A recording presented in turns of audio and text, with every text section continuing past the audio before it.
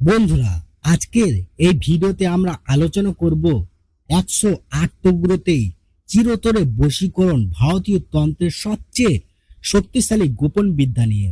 বন্ধুরা, আপনি কি কাউকে মন থেকে ভীষণ ভালোবাসেন, কিন্তু সে আপনার থেকে দূরে চলে গেছে?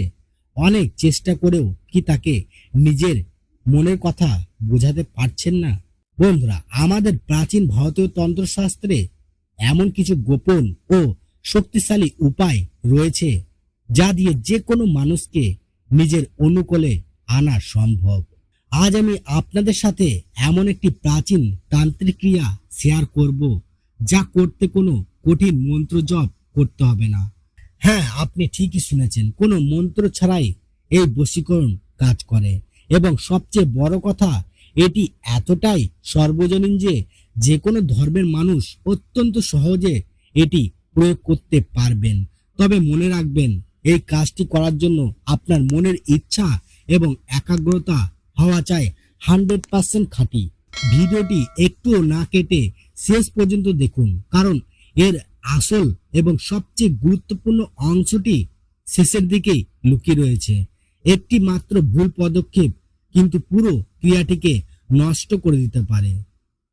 বন্ধুরা, এই প্রাচীন তান্ত্রিক ক্রিয়াটি করার জন্য আপনাকে বিশেষ কিছু নিয়ম মেনে চলতে হবে। ভারতীয় তন্ত্র মতে দিক এবং পোশাকের গুরুত্ব অপরিসীম। এই কাজটি করার দিন আপনাকে সম্পূর্ণ লাল রঙের পোশাক পরিধান করতে হবে। লাল রং হলো শক্তির প্রতীক এবং আকর্ষণের প্রতীক। মহিলারা এই ক্রিয়াটি করার সময় নিজের মাথার চুল সম্পূর্ণ খোলা রাখবেন। এবার ঘরের এমন একটি নির্জন কোণ বেছে নেবেন যেখানে কেউ আপনাকে বিরক্ত করবে না। আপনার মুখ থাকবে দক্ষিণ দিকে।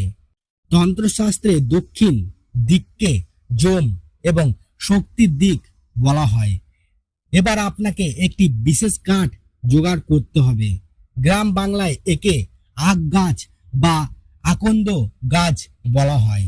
এই আকন্দ গাছের কাঠ জোগাড় করে আপনাকে আপনার সামনে একটি পাত্রে প্রজ্বলিত করতে হবে বা পোড়াতে হবে। এই আগুনের শিখা আপনার ভেতরের তান্ত্রিক শক্তিকে জাগ্রত করবে। বন্ধুরা, এখনো পর্যন্ত আপনি জানলেন পোশাক ও দিকের নিয়ম, কিন্তু আসল অলৌকিক উপাদানটি কি সেটি জানতে পরের অংশটি খুব ভালো করে লক্ষ্য করুন। এবার আসা যাক মূল উপাদানে। আপনাকে বাজার থেকে খাঁটি সর্ষের বীজ নিয়ে আসতে হবে। সেই সর্ষের বীজ ভালো করে গুঁড়ো করে নেবেন। এরপর তার সাথে মেশাতে হবে খাঁটি গাওয়া ঘি।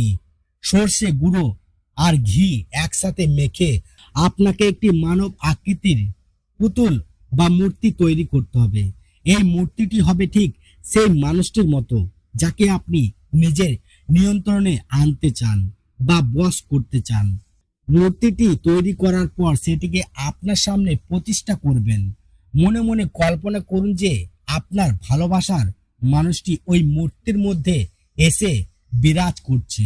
এবার আপনার ডান পা দিয়ে সেই তৈরি করা মূর্তিটিকে আলতো করে চেপে ধরুন।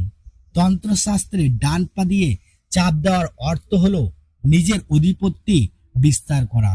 এবার মনে কোনো মন্ত্র না পড়ে শুধু তীব্র আকর্ষণের অনুভূতি নিয়ে প্রতিটি কাজের শেষে মনে মনে ফট শব্দটি উচ্চারণ করুন। কথাটি হচ্ছে ফট। এই ফট শব্দটি হলো একটি তান্ত্রিক ধ্বনি যা সমস্ত বাধা কাটিয়ে দেয়। একেই শাস্ত্রে ফট পল্লব প্রয়োগ বলা হয়। বন্ধুরা, এবার আসছি সবচেয়ে চমকপ্রদ এবং শেষ ধাপে।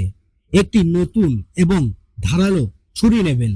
সেই ছুরি দিয়ে সর্ষে আর ঘিয়ে তৈরি মূর্তিটিকে কেটে ঠিক 108টি ছোট ছোট টুকরো করুন।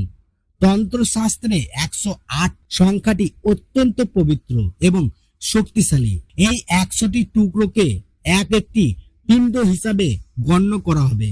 মূর্তিটি কাটার সময় আপনার মনে শুধু সেই মানুষটির মুখ ভেসে থাকা দরকার।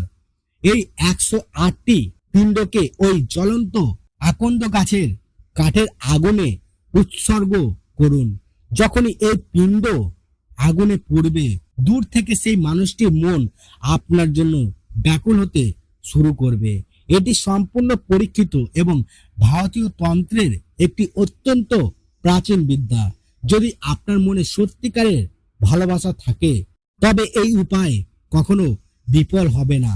এই শক্তিশালী তান্ত্রিক উপায়টি যদি আপনার ভালো লেগে থাকে এবং আপনি যদি নিজের ভালোবাসাকে ফিরে পেতে চান তবে এখনই ভিডিওটিতে একটি লাইক দিন আর কমেন্ট বক্সে লিখুন জয় মা তারা বা আপনার নিজের ঈশ্বরের নাম, যাতে আপনার মনের ইচ্ছা খুবই তাড়াতাড়ি পূরণ হয়।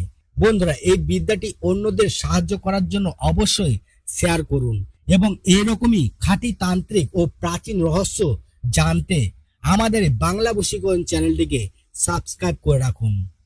সবাই ভালো থাকবেন, সুস্থ থাকবেন, দেখা হবে পরবর্তী ভিডিওতে। ধন্যবাদ।